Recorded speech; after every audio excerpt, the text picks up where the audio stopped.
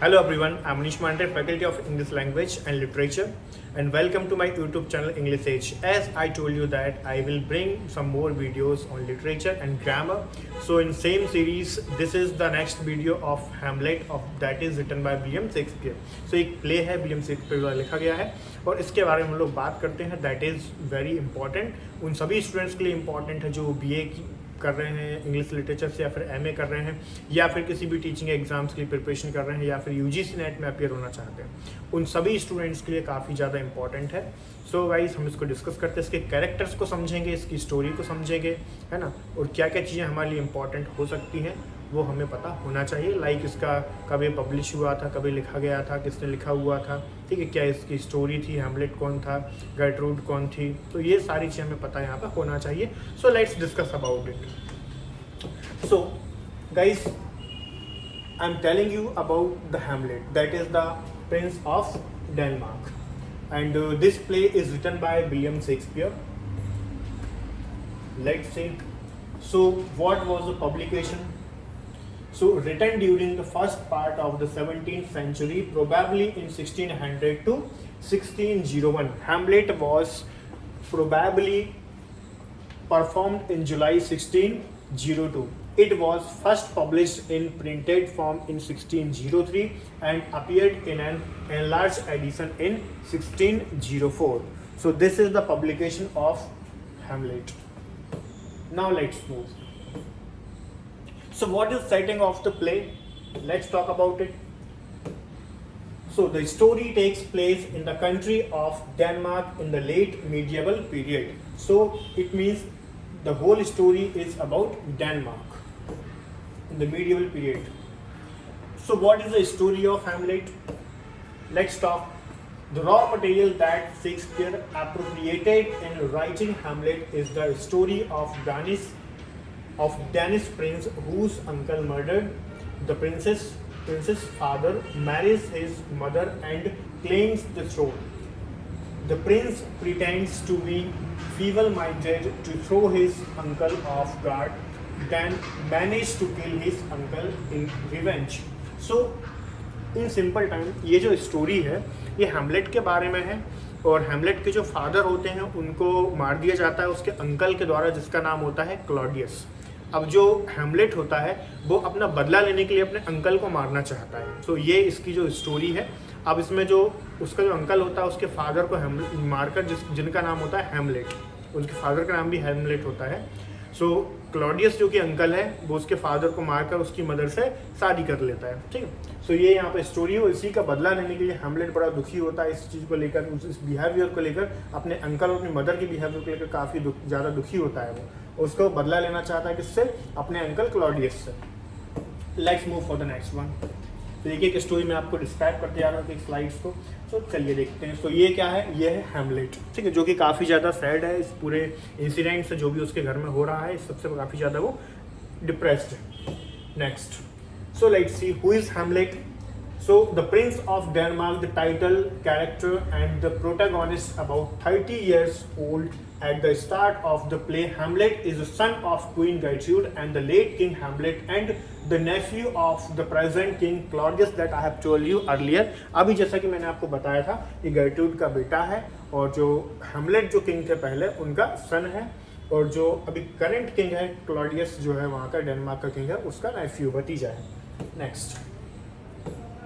अब हम देखते हैं हैमलेट के बारे में. वो हैमलेट क्या कहता है, क्या उसके दिमाग में चल रहा है. So Hamlet is melancholy, bitter and cynical, full of hatred for his uncles, scheming and disgust for his mother's sexuality, a reflective and thoughtful young man who has studied at the University of Wittenberg. Hamlet is sometimes indecisive and hesitant, but at other times prone to rash and impulsive acts, lapses into insanity maybe. It means Hamlet जो है इस पूरे incident से काफ़ी ज़्यादा दुखी होता है, काफ़ी ज़्यादा परेशान होता है कि उसकी जो मदर है उसने भी उससे उसके अंकल से शादी कर ली, अपने फादर के मरने के जस्ट बाद उसने एकदम से शादी कर ली. तो इस पूरे सिनेरियो में उसे काफ़ी ज़्यादा दुख होता है. उसके मदर के बिहेवियर से भी काफ़ी ज़्यादा दुखी रहता है वो, उसके अंकल ने जो किया है उससे भी काफ़ी ज़्यादा दुखी रहता है. तो स्टार्टिंग में जो उसका अंकल वैसे प्रिटेंड करता है जैसे उसके फादर की एक नेचुरल डेथ हुई है या किसी और वजह से डेथ हुई है, ठीक है, ऐसा वो प्रिटेंड करता है। जबकि रियलिटी ये होती है कि जो क्लॉडियस होता है वही उसको मारता है ताकि ये राजा बन सके, ठीक है। So who is Claudius? He is the Claudius. So let's talk about the Claudius, the king of Denmark, Hamlet's uncle and the play's antagonist. The villain of the play, Claudius, is a calculating, ambitious politician driven by his sexual appetites and his lust for power. But he occasionally shows signs of guilt and human feeling. His love for Gertrude, for instance, seems sincere. So ये सब उसकी चीज़ें थी, जैसे उसे राजा बनने का बड़ा शौक था, इसलिए वो काफ़ी ज़्यादा प्रयास कर रहा था और इसी वजह से उसने जो हैमलेट के फादर थे उनको भी मारा हुआ था और अपनी मतलब जो गर्ट्रूड थी, जो हैमलेट की मदर थी, उससे भी शादी की उसने इसके बाद। Next, so now let's talk about the next character of the Hamlet, that is Gertrude. So who is Gertrude? Gertrude is the mother of Hamlet, so she is the Gertrude. Let's talk about her. The Queen of Denmark, Hamlet's mother, recently married to Claudius. Gertrude loves Hamlet deeply, but she is a shallow, weak woman who seeks affection and status more urgently than moral rectitude or truth. Means to Gertrude थी वो कैसी lady थी? वो एक इस तरीके की lady थी जो कि बहुत ज़्यादा अफेक्शन चाहती थी, या फिर कहें तो एक तरीके से इतनी ज़्यादा स्ट्रॉन्ग विल पावर की वूमन नहीं थी। वो बहुत ज़्यादा क्लॉडियस से जो थी अफेक्शनेट थी और सेम चीज़ वो क्या सही है क्या गलत है ये डिसीजन एकदम से वो नहीं ले पाती थी। तो इन सिंपल टर्म हम कह सकते हैं वो इतनी ज़्यादा स्ट्रॉन्ग नहीं थी कि वो अपने डिसीजन सही तरीके से ले सके। राइट और रॉन्ग में डिसीजन नहीं ले पाती सही तरीके से, in simple term. Next, let's talk about the next character of the play, that is Polonius. Guys, you should know about these characters, these are very important. So he is the Polonius. Who is he? Let's talk about it. Lord Chamberlain, Chief Advisor, Secretary of the State. Claudius court, a pompous, conniving old man. Polonius is the father of Laertes and Ophelia. ठीक है। सो जो लाइटीज है और जो Ophelia है उसके जो father हैं वो है पोलोनियस, ठीक है, और जो कि चीफ एडवाइजर था क्लॉडियस का। अभी हम बात करते हैं नेक्स्ट कैरेक्टर हमारे पास है Horatio. So who is he? He is one of the closest friend of Hamlet. Let's talk about it. He is the Horatio. He was a classmate of Hamlet. So Hamlet's close friend who studied with the prince at the university in Wittenberg. Horatio is loyal and helpful to Hamlet throughout the play. After Hamlet's death, Horatio remains alive to tell Hamlet's story at Hamlet's request. तो Hamlet ने इससे request किया कि मेरी death के बाद मेरी जो स्टोरी है वो लोगों को आपको बतानी है, ठीक है। नेक्स्ट, सो अब बात करते हैं नेक्स्ट जो कैरेक्टर हमारे पास है, दैट इज ओफेलिया, ठीक है, and she was love in which Hamlet. Let's talk, she is Ophelia. So Polonius' daughter, a beautiful young woman, which whom Hamlet has been in love. Ophelia is a sweet and innocent young girl who obeys her father and her brother Laertes. So Ophelia जो थी ये Polonius की बेटी थी और लाइटीज की जो थी ये बहन थी, सिस्टर थी, और सी यूज टू लव हैमलेट। तो ये इनकी स्टोरी, और वो बहुत ज़्यादा काइंड थी, इनोसेंट थी और ओबीडियंट थी अपने फादर के लिए और अपने ब्रदर के लिए, ठीक है। So let's talk about the next character. So ना अभी पहले बात करते हैं ओफेलिया ने आगे और अपनी चीज़ों को कंटिन्यू रखा, तो ओफेलिया के बारे में थोड़ा और डिस्कस कर लेते हैं।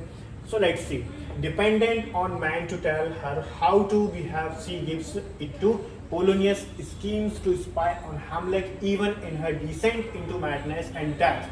She remains maidenly, singing song about flowers and finally drowning in the river amid the flower garlands she had gathered. मतलब ये हुआ कि यहाँ पर एज पर द प्ले के अकॉर्डिंग ये कि ओफेलिया को बोला गया था कि वो स्पाई करे किसको, हैमलेट को, कि उसकी स्टोरी क्या है। जैसे आपने देखिए सॉलिलोकी काफ़ी ज़्यादा फेमस है, टू बी और नॉट टू बी। जैसे जो सॉलिलोकी एग्जाम में भी पूछा जाता है कि to be and not to be ये किसका स्टेटमेंट है, तो ये है हैमलेट का, कि वो कंफ्यूज रहता है कि मुझे क्या करना चाहिए क्या नहीं करना चाहिए। Okay, so let's C.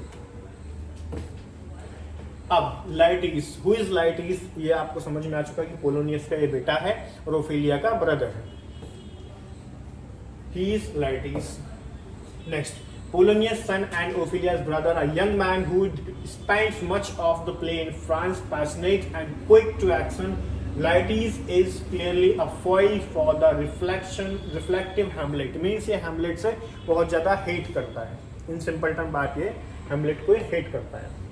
Next, अब बात करते हैं Fortinbras. That is the next character of the play Hamlet. This is Fortinbras. So the young prince of Norway, whose father, the king also named Fortinbras, was killed by Hamlet's father. जो Fortinbras है, इसके father का नाम भी Fortinbras था, जिसको Hamlet के father के द्वारा मार दिया गया था. ठीक है. Now Fortinbras wishes to attack Denmark to revenge his father's honor, making him another foil for Prince Hamlet. Means अब ये करता क्या? ये अपने फादर की मौत का बदला लेने के लिए ये किससे बदला लेना चाहता है? हैमलेट से बदला लेना चाहता है. ठीक है. ये होता फोर्टिनब्रास जो कि नॉर्वे का प्रिंस है. नेक्स्ट, अब बात आती है घोस्ट की, जहां से पूरी स्टोरी हमारी शुरू होती है, जहां से ये पता चलता है, रिवील होता है कि हैमलेट के फादर को किसने मारा. सो ये होता है घोस्ट, जो कि हैमलेट के फादर का घोस्ट होता है, जो उसे बताता है हैमलेट को कि मुझे मेरी जो है नेचुरल डेथ नहीं है, मुझे मारा गया है. ठीक है. Let's talk about it. So this is the ghost of Hamlet's father. Now, the spectre of the Hamlet's recently deceased father, the ghost who claims to have been murdered by Claudius, calls upon Hamlet to avenge him. मतलब ये जो उसके father का जो ghost होता है वो उसको बताता है कि भाई तुम्हें मेरी डेथ का बदला लेना है, मुझे जो मारा गया मेरे मर्डर का बदला लेना है अपने अंकल क्लॉडियस से, जिसने कि मुझे मारा है. मतलब एक पॉइजन उसके कान में डाल दिया जाता है सोते टाइम. ये क्लॉडियस के द्वारा डाला जाता है हैमलेट के फादर के कान में, जिससे कि उसकी डेथ हो जाती है. ठीक है. Next,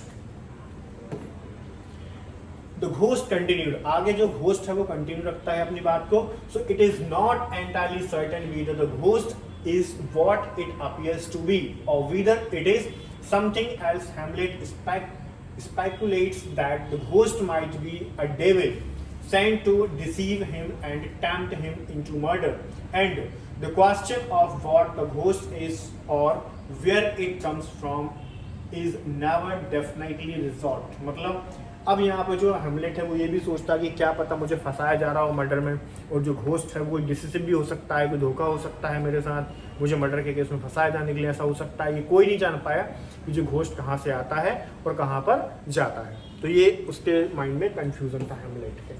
next, now Rosencrantz and Guildenstern. अब ये कौन होते हैं? चलिए देखते हैं, इनके बारे में समझते हैं.